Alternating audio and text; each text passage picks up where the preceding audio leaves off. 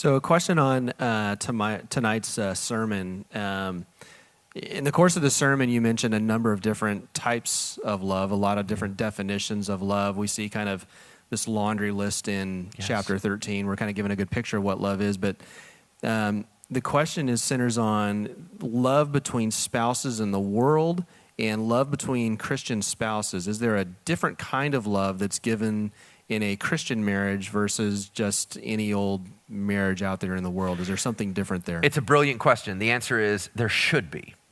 For a Christian to be married, you are not just married to a spouse, you're married to a sister or a brother in the Lord.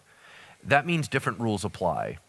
As a Christian, your mandate to love them exceeds that which the world expects. The world expects a certain degree of selflessness. I think the world expects a certain degree of kindness. I think the world expects a certain degree of respect. The Bible goes far beyond that. For a Christian spouse, it is that you are to treat them as Christ has treated you, regardless if you're married to them or not. If you are married to them, there is an added burden, especially if they're a believer. Why? Because the Bible says we must love everyone, especially those of the church.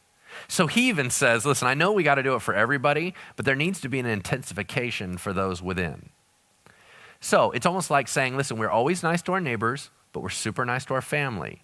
You can use the same reasoning to say if you are a Christian spouse, your mandate is far higher on how you treat your spouse than the world would ever place on each other. They do not know that love. They would not demand that from each other. We have had it modeled for us. We have had it given to us. It is expected of us. So yes, I believe that Christians are held to a far higher standard.